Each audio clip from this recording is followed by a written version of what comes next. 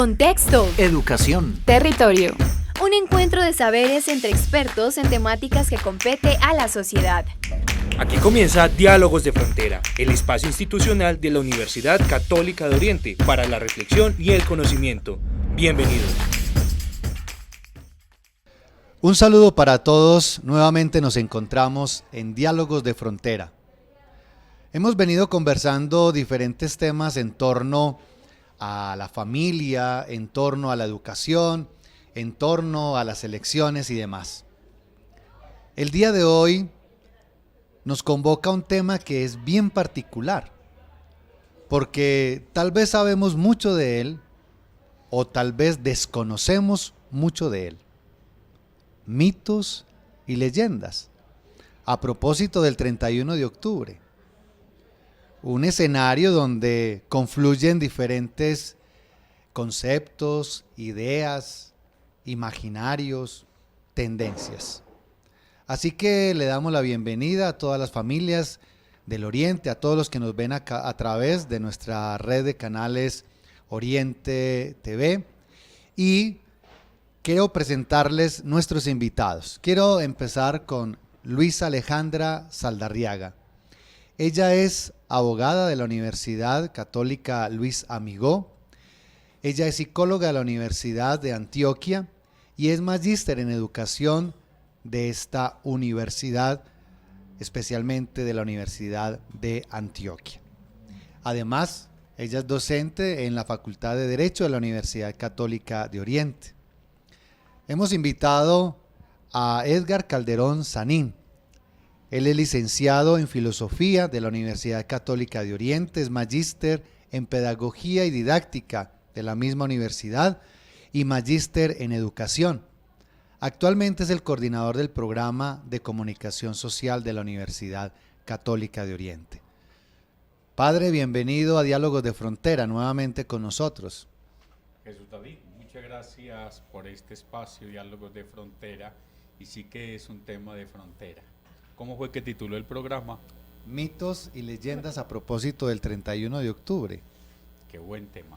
Muy bien. Edgar, Luisa, bienvenidos a Diálogos de Frontera. Muchas gracias, Jesús David. Padre, muchas gracias por esta invitación a este programa de la región. Muchas gracias por la invitación y un saludo a todas las personas que siguen Diálogo de Frontera. Bueno, como han escuchado, tenemos unos invitados muy especiales, pero también un tema que puede ser complejo de abordar, pero necesario de entender. Ya regresamos.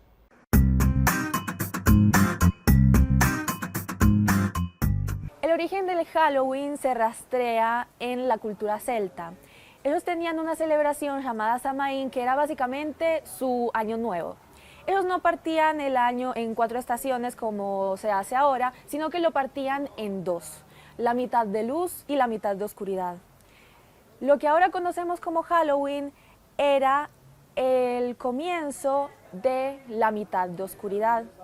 Ahí se celebraba el final de la cosecha y se agradecía todo lo que habían logrado cosechar durante la mitad de luz.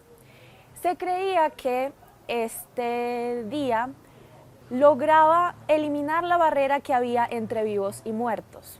Esto tenía su lado positivo porque podían reunirse con sus antepasados fallecidos.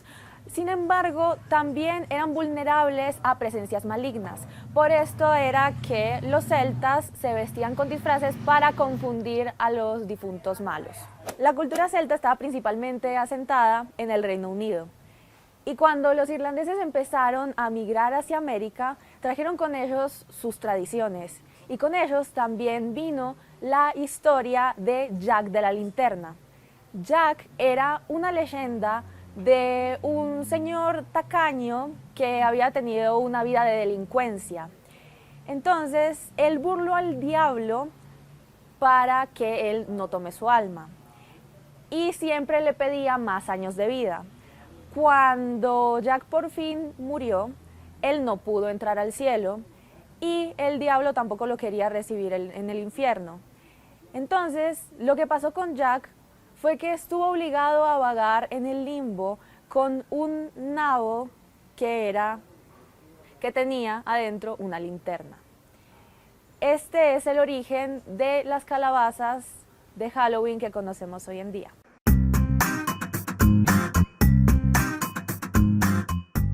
Hola, saludamos a todas las personas que se unen a Diálogos de Frontera. Como pudieron ver en la nota, el día de hoy nos convoca Mitos y Leyendas a propósito del 31 de octubre. Es mucho lo que se puede decir, pensar, opinar. Es mucho lo que vemos en los medios, en las redes sociales a través de este tema que es mito, leyenda o lo que se aproxima. Padre Raúl, ¿qué podemos decir para introducir el tema y darle la palabra a nuestros invitados alrededor de los mitos y las leyendas? Yo lo primero que quiero empezar a conversar con todos ustedes es el tema de la tradición y de la palabra. El ser humano necesita de la palabra para expresar aquello que está en lo más profundo de su ser, entonces la interioridad se vuelve palabra. Pero aquí viene una gran distancia entre lo que yo estoy pensando y lo que yo estoy diciendo. No siempre hay un concepto pleno, lo que yo digo y lo que yo pienso. Pero resulta que a través de las culturas hay una categoría donde se transmite la cultura y es el conocimiento. Y el conocimiento se da por el mito, conocimiento se da también por la historia y por último por la ciencia. Y aquí aparece el concepto del mito. El mito tiene que ver con la tradición. Algunas personas llegan a hablar del mito no como tradición, sino como transmisión. Y otros van a hablar del mito no como transmisión y tradición, sino como traición. Parece esto como un juego de palabras. Pero yo sí quiero decir de comienzo que en el mito, según algunos autores lo han definido, hay una verdad encerrada en un lenguaje. Por tanto, el mito no es mentira. El mito tiene que ver con la imaginación, tiene que ver con la percepción, tiene que ver con la memoria. Pero el mito tiene otras características interesantes y es que el mito no es individual. El mito tiene que ver con la comunidad. Entonces, una manera de mantener la tradición, de contar el origen de una comunidad, de un pueblo, tiene que ver con los mitos. Entonces, decir que los mitos o que las leyendas son mentiras, o que los mitos o que las leyendas no tienen que ver con la cultura, me parece que es un gran error. No hay cultura que no tenga mitos. Incluso en plena época positivista también tenemos mitos. Insisto, el mito es una manera de transmitir una verdad colectiva de una comunidad, pero hay que atrapar la verdad en ese lenguaje. Muy bien. Estimado Edgar y estimada Luisa, ¿qué podemos entender entonces de mito y qué es una leyenda? ¿Hay diferencias, hay similitudes o pueden ser totalmente distantes? Yo quisiera retomar un poco lo que estaba diciendo el padre, porque para poder organizar las ideas de qué es un mito y qué es una leyenda, justamente tenemos que remitirnos a nuestras tradiciones orales. La tradición oral es la primera que nos dice hasta dónde alcanzamos a tener esos elementos de comprensión del mito, que es lo que aparece, por ejemplo, con los mitos fundantes de una civilización, de una cultura, de un estado, de otros espacios, ¿cierto? Y una vez que vamos teniendo, como lo dice también el padre Raúl, claridad de esa palabra, que es lo que me está diciendo la construcción de la realidad, a la que yo no puedo expresarla de otra manera, más que con el imaginario que yo tengo de ello, lo vuelvo un espacio colectivo donde todos estamos vinculados a ese mismo concepto y comenzamos a tener lo que nosotros llamamos creencias o bien sea de la cosmovisión, o bien sea de las cosmogonías, o bien sea de esas creencias de cómo surge el hombre a partir de esos aspectos que no los puedo nombrar más que con los aspectos de la imaginación. Y posteriormente me tocaría que hablar de la leyenda, que ya es un poco más separada a lo que nosotros conocemos de lo local. Los mitos son más de orden universal, las leyendas son un poco más locales, y cada uno de los contextos en los que nos vamos moviendo tiene sus leyendas particulares y su razón de ser de acuerdo a la necesidad del ejercicio que como sociedad estamos vinculados. Qué interesante esa primera distinción en torno al mito y la leyenda. Doctora Luisa, ¿qué podemos indicar frente a esta diferencia? Y nos puede mencionar algunos o empezar a introducir algunos mitos que son los más comunes, algunos tal vez olvidados, otros que las personas simplemente se ha transmitido en tradiciones orales, pero que en últimas hacen parte como del colectivo de las sociedades, inclusive entre países, entre regiones simultáneamente.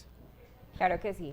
Primero, retomar lo que estaban diciendo mis compañeros en este programa, y es la importancia de la tradición oral y el resultado de esto que somos como colectivo y en nuestro contexto cultural. Y es que tengamos esta tradición oral en forma de mitos, leyendas, cuentos, habla de quiénes somos y del papel tan importante que cumplen ellos, inclusive en el proceso de desarrollo. Los niños, por ejemplo, entienden en los cuentos, en las leyendas, que hay problemas que se resuelven a partir de las historias. Si retomamos los inicios de los principales cuentos o leyendas que tenemos a nivel universal, comienzan con problemas existenciales. La muerte de alguien, del padre, de la madre, el que está enfermo, la pérdida o el que se está desviando del camino. Y el cuento y la misma tradición oral está diciendo que todos pasamos por esos desafíos en la vida y que tenemos diferentes opciones. La tradición oral nos está manifestando esto. Ahora, también es importante tener en cuenta que hay elementos comunes en los mitos y en las leyendas que sirven como control social. Si pensamos en los mitos que tenemos en los municipios cercanos y que seguramente se van a repetir en otras latitudes, pues tienen unos elementos en común. El mito, el espanto, la aparición no aparece en el parque principal del pueblo al mediodía. Aparece en el lugar recóndito, alejado del pueblo, donde no están los adultos, donde no está la presencia de la norma, casi que donde está lo oscurito. Cuando pensamos en esto es que también hay una función social y de control cuando estamos reproduciendo los mitos y las leyendas. Es una versión, sí, doctora Edgar, qué interesante, porque entonces empieza a aparecer como unos objetivos, es decir, unas realidades a través del mito, de la leyenda, que de cierta manera por eso es que se repiten. Digamos que hay un factor común para que haya una repetición o un código, ¿cierto?, de repetición para que tenga una función social. Y con respecto a la pregunta que hacías de cuáles son y dónde, cuando uno hace el rastreo en las diferentes culturas del mundo, justamente lo que está diciendo Luisa es lo que nos pasa. Aparece el mito en lugares a los cuales la norma o se está transgrediendo, o no existe, o está oscura, o no la se reconoce. Y entonces es como la manera, de alguna manera, adoctrinar, corregir, educar a las personas que no aceptan la norma. Y casi siempre, en todas las culturas, uno encuentra es que le pasa lo que dice la leyenda o el mito a una persona que está en relación a la transgresión de la norma. Es decir, que entonces por eso es que personas van indicando que sí vieron, que sí escucharon, que sí indicaron. ¿Cuáles son los mitos que más conocemos, doctora Edgar? A nivel nacional. Sí, los más comunes que los escuchamos. Los más comunes que tenemos nosotros es la pata sola, la madre monte, el moán, el sombrerón, el cura sin cabeza. La llorona. La llorona. ¿Y por qué mira al padre? A ver, Edgar, a ver. La llorona. La sí. llorona. De estos que acabamos de mencionar, de la llorona, del caballo de fuego, del cura sin cabeza. ¿Son leyendas o son Son- mitos? Estas son leyendas. Estos son leyendas. muy Estas bien. son leyendas. Y gracias, padre, por hacer la claridad. Justamente el concepto que estaba planteando la profe Luisa es sobre las leyendas, y son leyendas que están vinculadas a una connotación social, rural o urbana, que me están diciendo, venga, ¿cómo se da? Y las leyendas se dan en todas partes del mundo. Latinoamérica tenemos un sinfín, de hecho traigo un listadito de ellas, ahorita las podemos leer, y hay otras que son simplemente muy particulares de lugares muy puntuales. El río, por ejemplo, con el Moai. Ok, bueno, queridas familias, el día de hoy hablando de un tema bien interesante, que yo creo que vamos a ir despejando. Ya sabemos la diferencia entre el mito y la leyenda. Sabemos que tienen hasta una función, no solo cultural, social, sino también de norma, que nos lo precisan nuestros invitados. Vámonos a un corte comercial y ya regresamos el día de hoy en Diálogos de Frontera.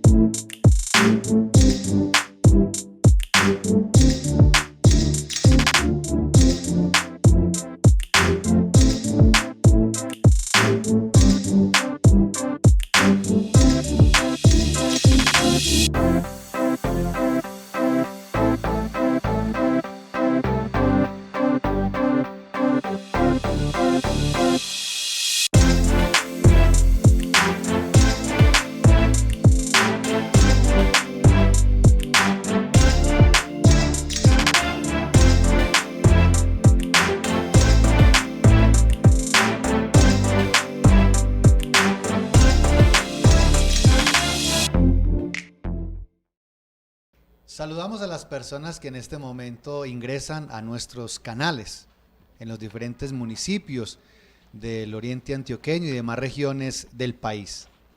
El día de hoy estamos tratando de entender el tema de los mitos y de las leyendas.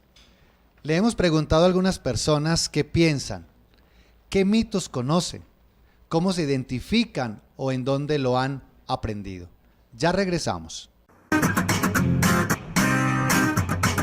Bueno, creo que los más comunes son la patasola, la llorona, la maremonte, el sombrerón creo, el moán también es muy conocido, de donde vengo es muy conocido.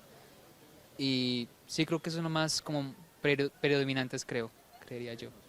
Bueno, por ejemplo, el moán se describe como es un hombre que vive pues, más que todo como en sitios alejados, como en quebradas. Y es es un espectro que tiene cabello largo, creo que tiene solamente como algo que lo cubre en su parte íntima y el resto es sin nada. Y sí, fuma mucho tabaco, se lleva como las mujeres más lindas que pasan por ahí en la quebrada, y sí, creo que es el más conocido que hay. Bueno, los más comunes que yo conozco son la patasola, el sombrerón, la llorona y otro de un duende, que es un mito, ¿cierto?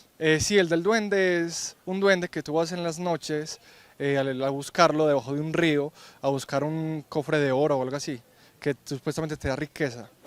Yo conozco pues como los más comunes, que son la maremonte, el sombrerón, el moán, los duendes, María la Larga, y sí. La madremonte. Pues ahí lo que he escuchado como de la Madremonte es que ella como que se le aparece como que las personas que quieren hacerle mal al medio ambiente, a los leñadores codiciosos.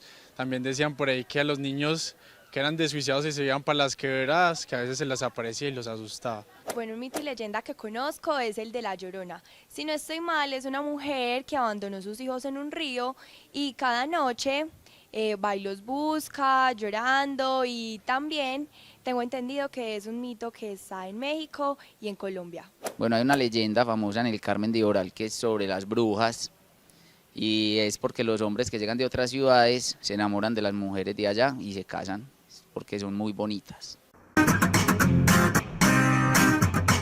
Qué bueno haber escuchado a las personas en torno a lo que creen, en torno a lo que han escuchado, qué mitos conocen, qué leyendas son más comunes en su región. Y nuevamente saludamos a todas las personas que se unen con nosotros a Diálogos de Frontera, el día de hoy con la producción de Cable Plus desde la Universidad Católica de Oriente. Estimado Edgar, ya sabemos que es un mito, ya sabemos que es una leyenda. ¿Cuáles son los más importantes y cuáles son comunes a las regiones? A las regiones. Yo te diría que cuando hablamos de los mitos, en el caso de Colombia, podemos conversar un poco sobre el tema de Bachué, de Bochica, que son los más representativos que tenemos en Colombia. En Colombia, sobre todo porque son esos mitos fundacionales de unas culturas, de unos pueblos. Y ahorita lo hablaba el padre también. Son los que me permiten identificar a esos grupos o a esas deidades, la creación de un espacio, de un territorio, de otros elementos.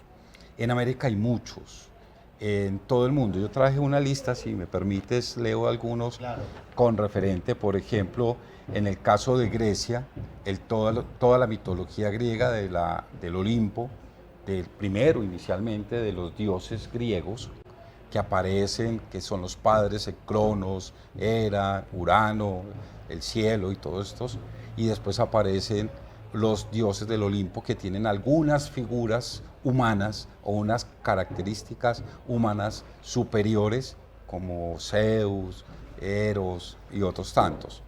Y tenemos, por ejemplo, algunos como el mito de Ícaro y de Talo, ¿cierto? Que salen volando, que es el sueño de todos los seres humanos poder volar de otra manera. Ulises, el mismo, el rey Midas, con el toque tocaba todo lo que tocara se convertía en oro, y eso es como uno de los sueños que a veces tienen las personas.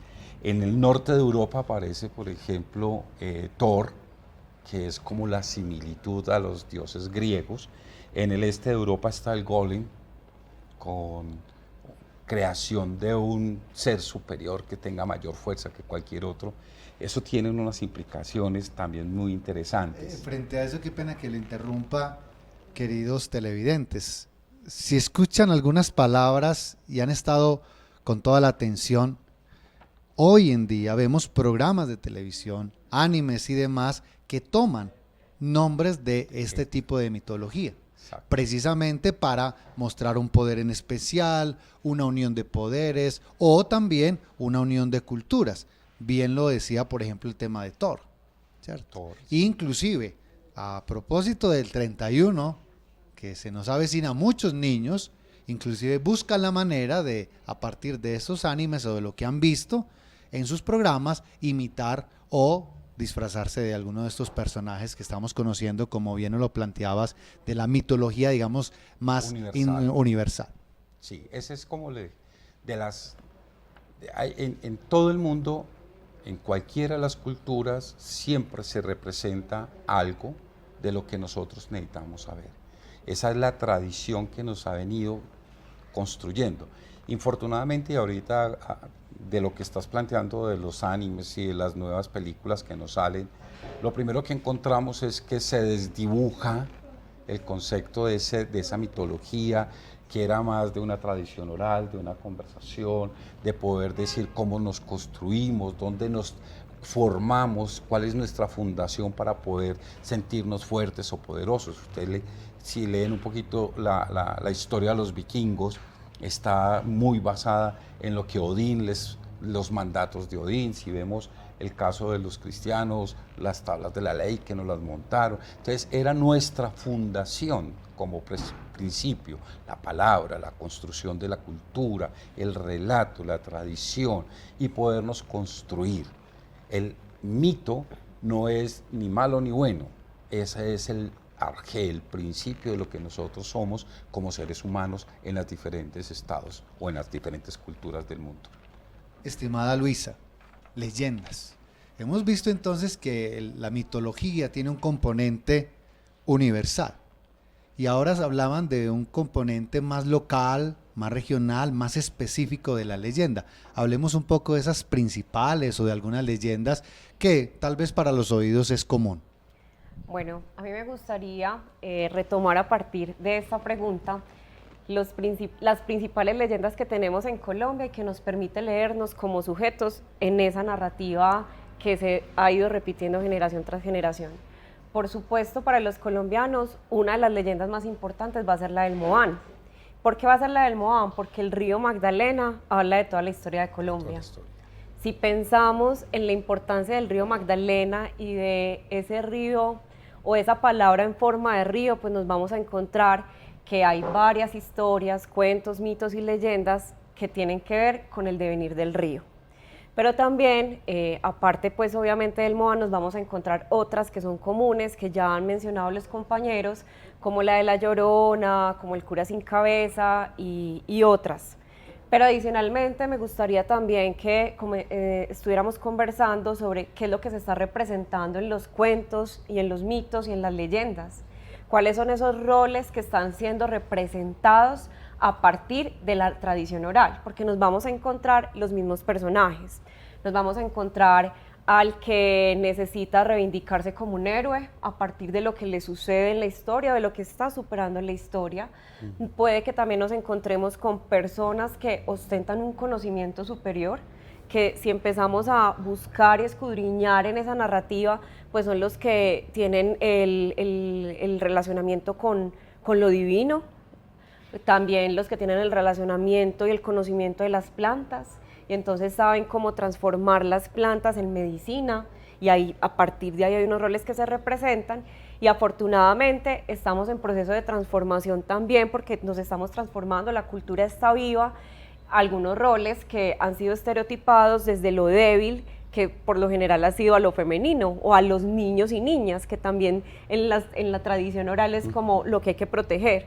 Afortunadamente eso ha ido cambiando, ha ido transformando. Aquí no podemos dejar de hablar del papel que tienen los medios de comunicación y cómo las redes también han transformado la forma en la que se está compartiendo esta información, y ahora no es solamente los abuelos que están contando la historia y se está reproduciendo, sino que tenemos otros medios en los que las historias se están tomando, otros contextos, y también todos nosotros como sujetos le estamos dando nuevos sentidos. Sí, Edgar. Sí, y hay una cosa referente a lo que estabas diciendo de las leyendas. Dependiendo del lugar, la leyenda puede ser diferente, pero está metida en lo mismo. Ahora, cuando hablabas del Moán, recordaba el hombre caimán, la leyenda del hombre caimán. No es el Moán, es el hombre caimán, dependiendo del lugar. Y las leyendas, nosotros tenemos muchas, el caso por el tema de las independencias nuestras, de América, el héroe, Simón Bolívar, San Martín o otros héroes representativos, y se convierten en leyenda. Se le atribuyen casi poderes divinos o sobrenaturales, y esas leyendas se vuelven también una costumbre de repetirlas, y por eso se nos vuelve el héroe, y tiene unas significaciones muy importantes para la cultura y para la sociedad. Muy bien, Padre Raúl, hemos escuchado entonces cuáles son algunos mitos, cuáles son algunas leyendas. De fondo hay una tradición, de fondo hay una experiencia cultural, religiosa, hay también una posibilidad de región, de encuentro. ¿Será que el mito nos permite el encuentro? ¿Será que la leyenda nos permite narrar a través de cuentos, narrar a través de historias nuestros devenires, nuestros sentires, la condición en que se está dando una sociedad? Yo creo que sí, y escuchando a Luisa Alejandra, no Luisa Fernanda, y a Edgar, pensaba en estos términos que me parece importante tenerlos aquí en esta reflexión. Una cultura no es solo historia.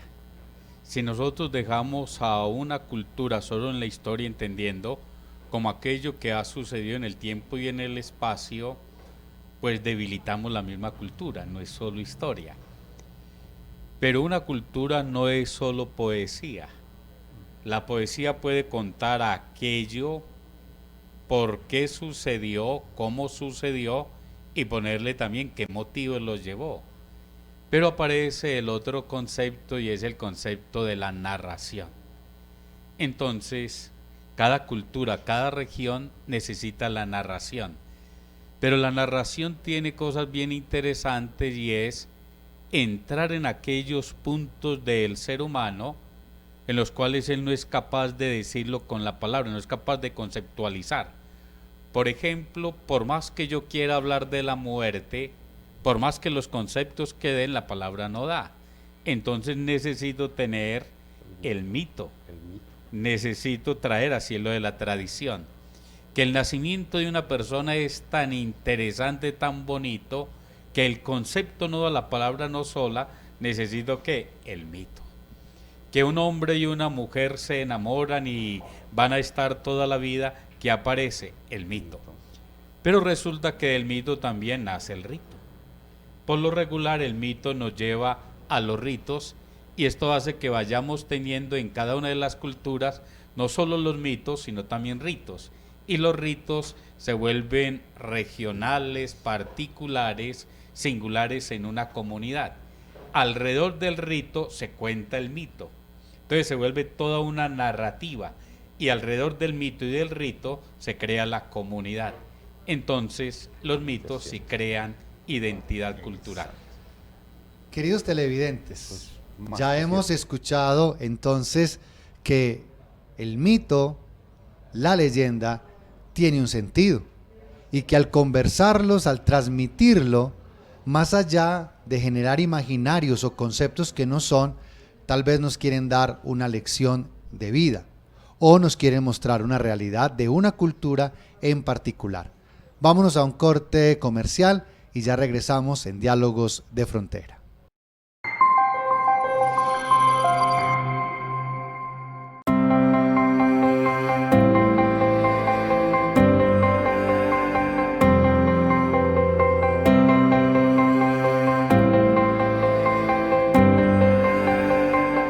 Investigar en la práctica implica el fortalecimiento de disciplina, pues sus evidencias influyen en los avances de la educación, en la misma práctica y en el sistema de salud. En el obrar es donde se viven las situaciones reales a las que se enfrenta el profesional de enfermería. Esas experiencias fortalecen el conocimiento y generan nuevas contribuciones al campo. Desde las palabras de María Consuelo Castrillón, es mediante la articulación teoría-investigación práctica cómo la enfermería inicia una transición de ocupación a profesión, de realizar tareas a realizar unas actividades intelectuales, de cumplir órdenes a controlar autónomamente su proceso de trabajo.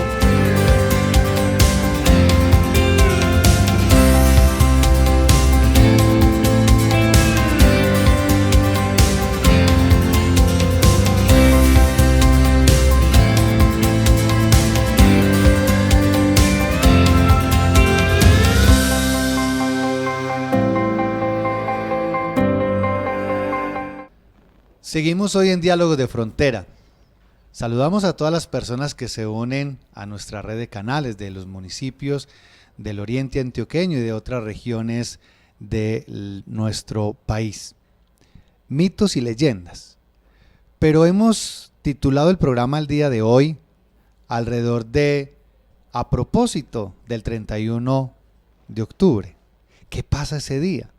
¿Por qué se habla tanto? Se pasan tantos comerciales, tal vez, o se hacen tantos programas o documentales. ¿Qué hay detrás de esto? Halloween, Día de Todos los Santos, 31 de octubre o 1 de noviembre. En este bloque vamos a tratar de despejar y de tener algunas claridades en torno a esto que se aproxima. Vamos a escuchar la siguiente invitada, el día de hoy en Diálogos de Frontera.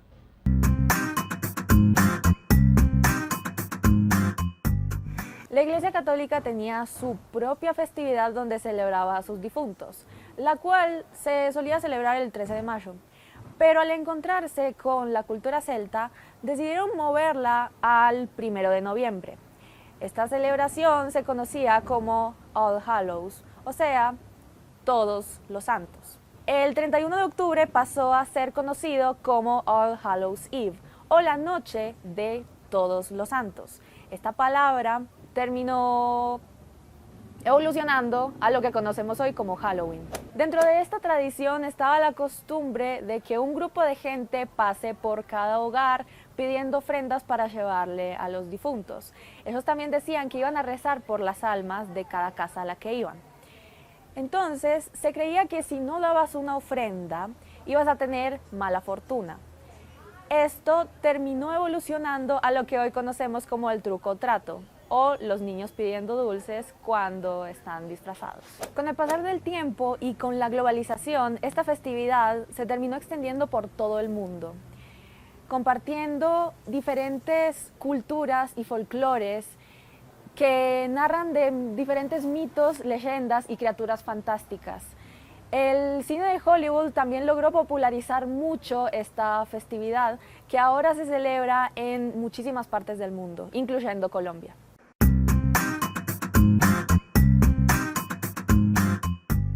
Hemos visto la nota alrededor del Halloween, o 31 de octubre, o 1 de noviembre. El día de hoy conversando un poco sobre mitos y leyendas a propósito de estas celebraciones que próximamente se van a tener. Padre Raúl y queridos invitados, pero quiero iniciar con usted.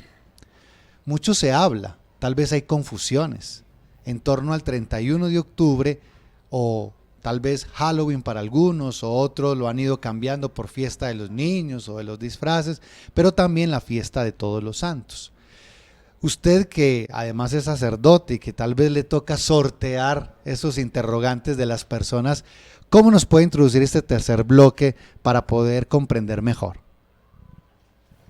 Antes de iniciar, Jesús David, con este tema del Halloween, quisiera poner una parte epistemológica con respecto al mito. Y aquí entra la filosofía.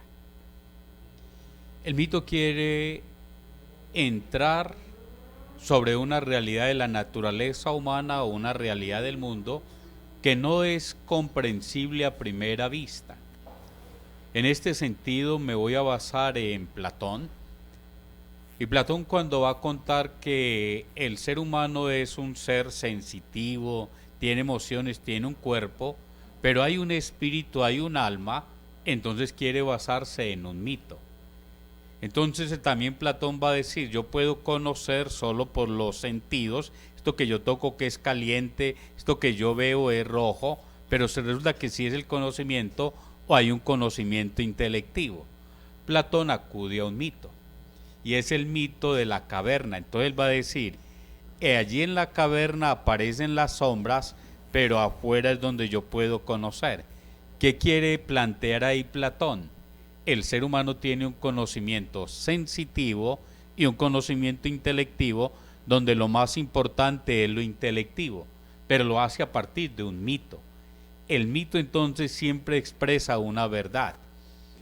A ver, con el otro de los mitos que van apareciendo, el de la carroza, porque el ser humano es un ser instintivo y es un ser racional.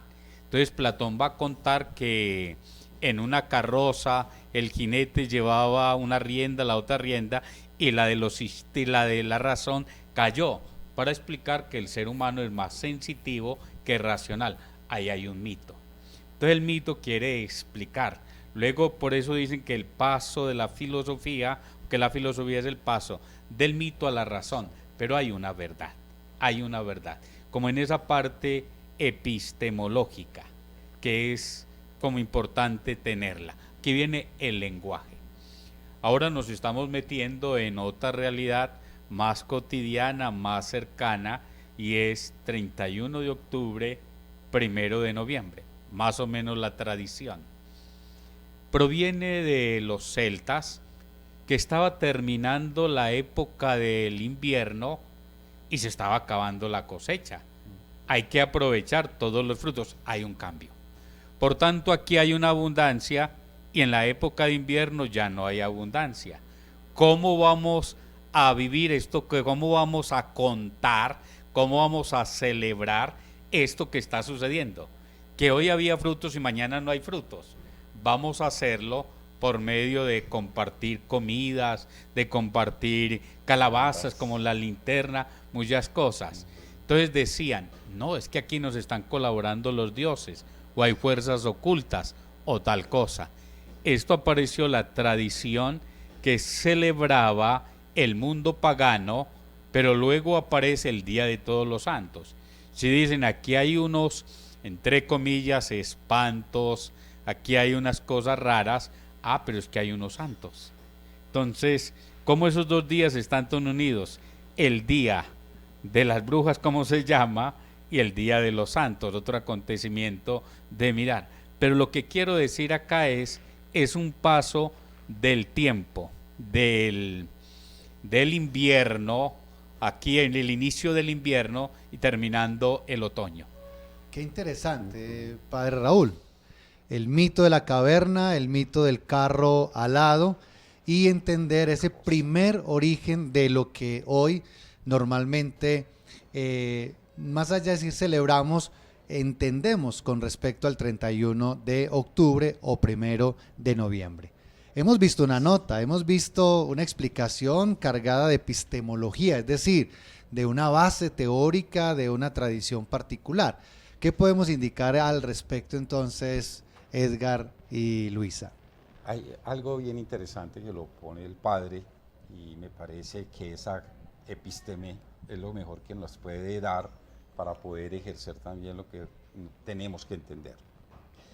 Fíjese que cuando hablamos del Halloween, el inicio, que sería el All White, el inicio de todos los santos, para celebrar, que es el cambio de estación. Nosotros en este trópico no tenemos estaciones, pero en los nórdicos, los celtas, todos ellos tenían estaciones, y hacen una relación de eso mitológico con lo que nos está sucediendo hoy con la leyenda.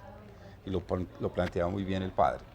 Nos ponen y, vea, es que estamos poniendo todo esto que nos da la posibilidad de convivir, de sobrevivir, de preservar la vida a través de esto que es la celebración de tener alimentos, y hacen una fiesta ritual para poder hacer eso.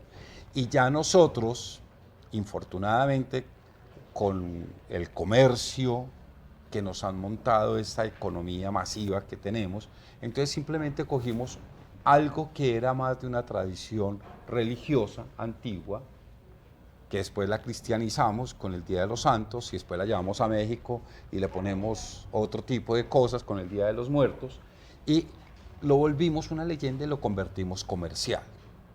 Y se desaparece para la mayoría de la sociedad, de las culturas occidentales sobre todo, el verdadero sentido de lo que es el cambio del día para poder celebrar que tenemos vida. ¿Y cómo lo hacemos? A través del rito, la celebración. Y esa es una celebración de origen religioso, de dar gracias por los alimentos y por lo que se tiene, y no lo que nos está pasando hoy, que llamamos el Día de Brujas. No es el Día de Brujas, el Día de Brujas es otra cosa y tendría que estar en otro campo, con otras visiones y con otras perspectivas. Este simplemente debe ser el día de celebrar que vamos a hablar del Día de los Santos y el Día de los Muertos. Qué interesante, porque muchas familias entonces se están preguntando por qué el disfraz, o por qué la celebración, o por qué la idea de tal vez satanizar o volver algo como malo, diferente a la connotación que ustedes nos acaban de plantear. Este cambio, cuando hablábamos de que es un paso, de que es un cambio, la Iglesia Católica inclusive habla de la comunión de todos los santos, que es una celebración en particular. ¿Qué hay también en esa perspectiva? Luisa ahora nos hablaba que hay detrás un código también. Acá hay un cambio, hay un paso. Los seres humanos transitamos de dar un paso de un lugar a otro. ¿Qué nos podría precisar en este primer momento de entender lo que es el 31 y 1 de noviembre? Bueno, en la ciencia, y retomando estas cuestiones desde la epistemología, los mitos y las leyendas también son un tipo de conocimiento y nos dan las herramientas para poder explicar cosas como los por qué de los niños. Incluso hay unas autoras que lo referencian como el conocimiento rudimentario, que son las explicaciones a los porqués, que tienen que ver con lo fundacional, que tienen que ver con las preguntas existenciales y aparecen ahí. Entonces, importante que al mismo tiempo que tenemos otros tipos de conocimiento como el científico representado en las profesiones que elegimos, hay otros tipos de conocimiento que también se dan en las explicaciones y en las narraciones. Ahí hay conocimiento.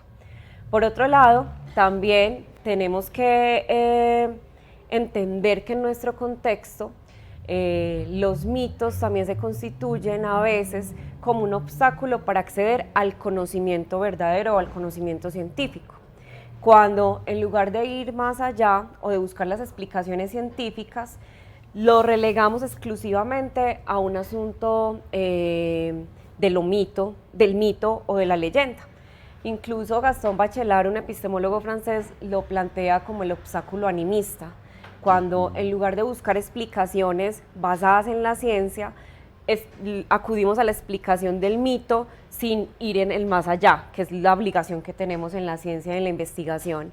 Entonces esas dos cuestiones, desde el conocimiento, pero también como obstáculo epistemológico, se deben de tener en cuenta a la hora de hacer este tipo de análisis sobre nuestra tradición oral.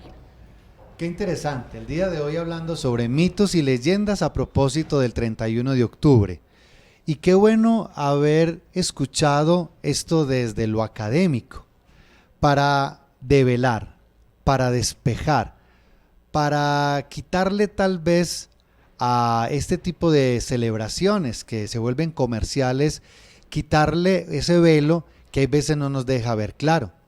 La Iglesia Católica, por ejemplo, en este sentido, promueve y está precisamente celebrando la fiesta de todos los santos, pero también la comunión de los santos, es decir, hay una particularidad y hay una condición específica para estas celebraciones que ya el profesor Edgar nos hacía mención, se han ido comercializando y hay veces se les quita no solo el origen, no solo se le quita su raíz, digámoslo, de tradición oral, de tradición de una cultura, sino que se va tergiversando.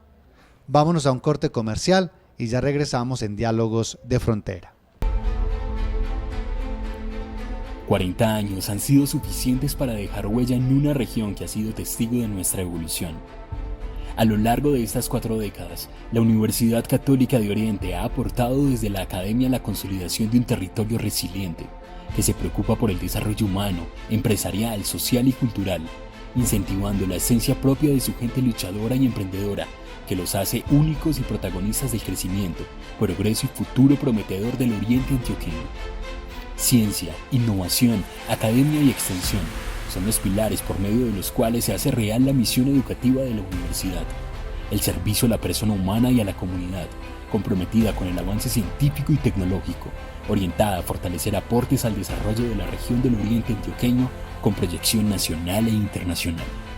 Con el sello de la calidad como soporte de nuestro servicio educativo, y luego de entregarle al mundo y a la sociedad más de 19.000 egresados en diferentes áreas del conocimiento, identificados por su calidad humana y vocación de servicio, somos conscientes de que el proceso formativo desde el ser fortalece los pilares de la sociedad para el cumplimiento de las metas propias y conjuntas que nos permiten crecer, soñar, actuar y evolucionar hacia un mundo más humano, incluyente y capaz de sobrellevar todas las realidades y salir triunfante de ellas.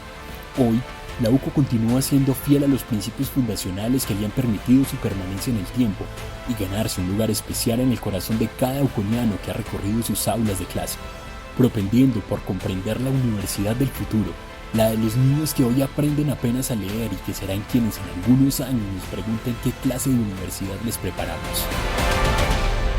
El Oriente Antioqueño anhela continuar cumpliendo el sueño de región hecho realidad, y mientras exista una mínima esperanza de realizarlo, seguiremos abriendo caminos, expandiendo fronteras, siendo intermediarios, protagonistas y actores de la proyección del Oriente Antioqueño por medio de la educación.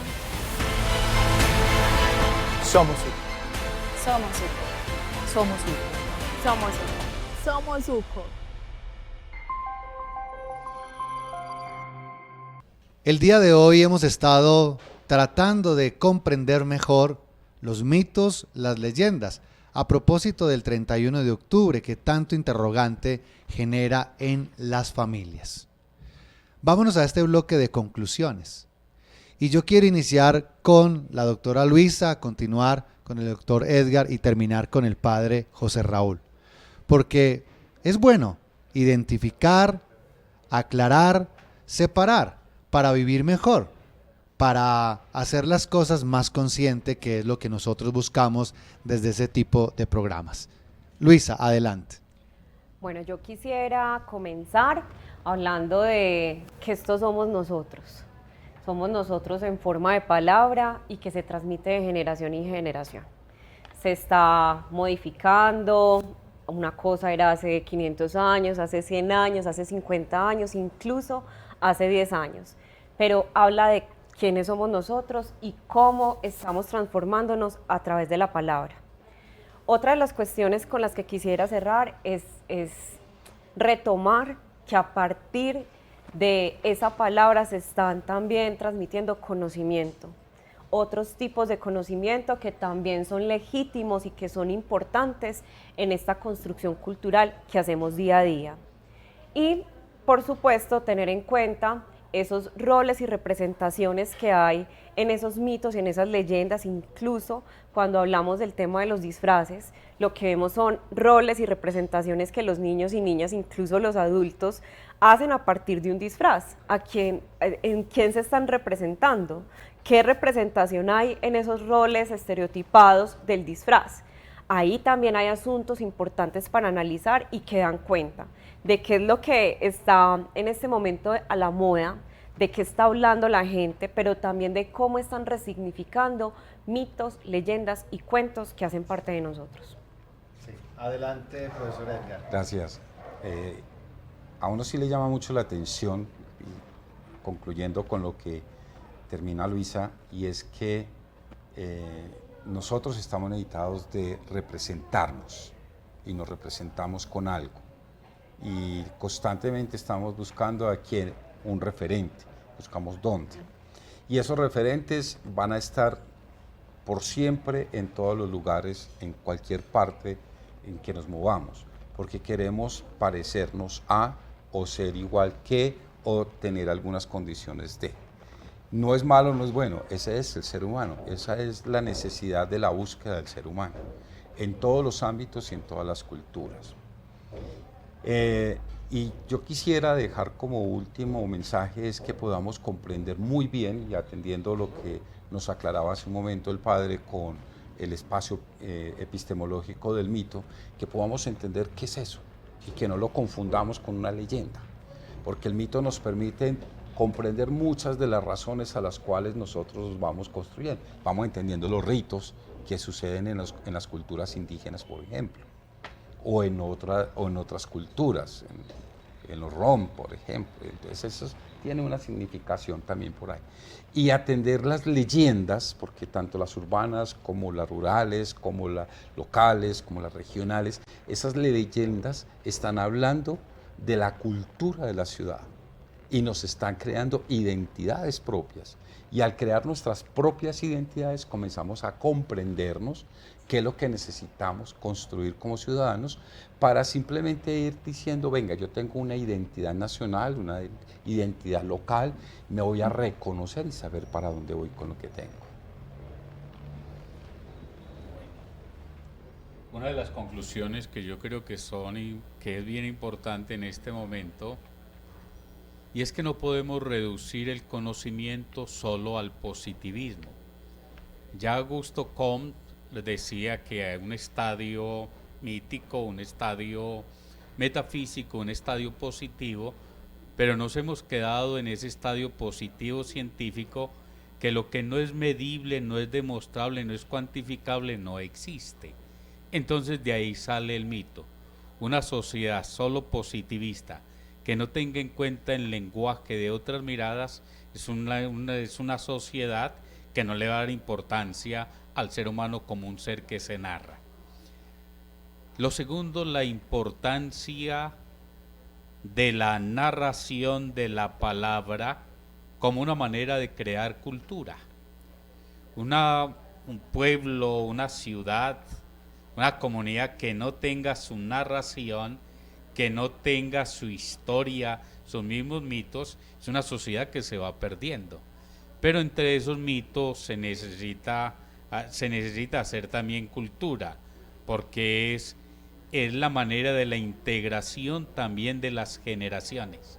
Entonces el mito también ayuda a que se crean las generaciones, pero el mito ayuda también a que se crea una cultura, no quedándonos ahí.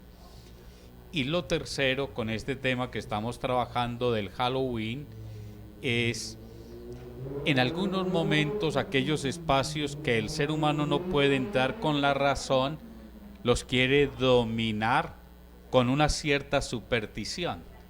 Y ahí no podemos quedarnos con esa superstición. Ahí es necesario también que entre la razón para clarificar muchas cosas. Entonces, en ese tema del 31 de octubre, que espantos, que otras cosas, la razón no alcanza a penetrarlo, entonces crean una serie de imaginarios, y esa serie de imaginarios en muchas situaciones hace mal. En un sentido así cristiano católico aparece ese concepto de la comunión de los santos. Nosotros no estamos habitados por espíritus malos, no. Estamos nosotros en esa comunión con los santos que continuamente a nosotros nos acompañan, intercedes. Hay una comunión, no hay una relación de miedo, sino una relación de comunión. Hemos entonces despejado esto de mitos y leyendas y hemos dado claridades en torno a lo del 31 y 1 de noviembre, una celebración precisa, una celebración del 1 de noviembre que es de carácter religioso a partir de la comunión de los santos. Esperamos que el programa de hoy haya sido de su interés, especialmente en lo formativo, en quitar miedos, aclarar las ideas, como siempre, para vivir mejor. Agradecemos a Cable Plus TV, a la red Oriente Televisión, con todos sus canales que gracias a ellos hacen posible esta oportunidad de compartir y llevar temas que son algunos muy complejos, pero que siempre son necesarios para vivir mejor. Agradecemos al Departamento de Comunicaciones de la Universidad Católica de Oriente y al Centro de Humanidades, Familia y Bioética, quienes están al frente de este programa, y bueno, a la Universidad Católica, que hoy tiene sus espacios abiertos para que nuestro programa llegue a sus hogares. Hasta pronto. Hasta aquí Diálogos de Frontera, un encuentro de saberes en donde la educación es protagonista. Hasta pronto.